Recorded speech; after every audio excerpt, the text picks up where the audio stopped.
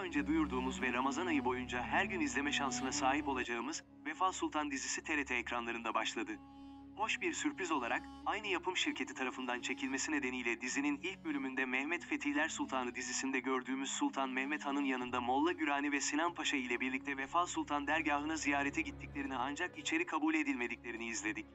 Biz de bu videomuzda İstanbul'da bir semte adını veren, dergahı herkese açık olmasına rağmen Cihan İmparatoru Sultan Mehmet Han'ın kapısından giremediği Gönüller Sultanı Şeyh Vefa kimdir, neden Sultan Mehmet Han'ı kabul etmemiştir, Fatih'e verdiği ibretlik cevap nedir, sorularını kısaca yanıtlayalım.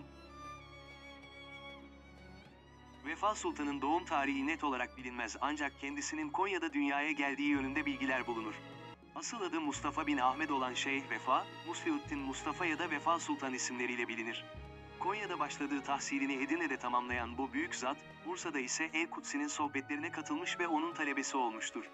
Kendisi dini ilimler yanında astroloji, kozmografya ve musiki alanında da yetkindir. İstanbul'un fethinden sonra tahminen 1460'lı yıllarda Sifaraki diye bilinen bölgeye yerleşen Vefa Sultan'dan sonra bu bölge Vefa olarak anılmaya başlamıştır. Birçok talebe yetiştiren ve birçok gayrimüslimin Müslümanlıkla tanışmasına vesile olan Vefa Sultan, zahiri ve batini ilimlerin piri olarak bilinmiştir. Fatih Sultan Mehmet Han'ın sadrazamlarından olan, Kadı Hızır Çelebi'nin oğlu Sinan Paşa başta olmak üzere devlet adamları ve alimler de kendisine büyük itibar göstermişlerdir.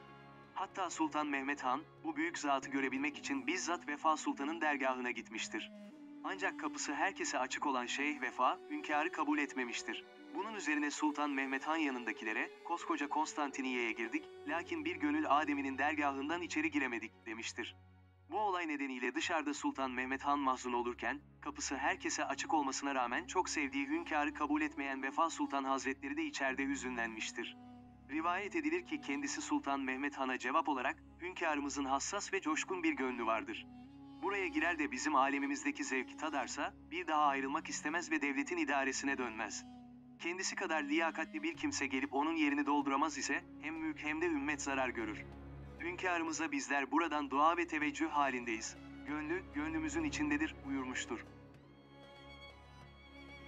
Son olarak belirtelim ki Fatih Sultan Mehmet Han'ın vefatından sonra cenaze namazını da Vefa Sultan bizzat kıldırmıştır.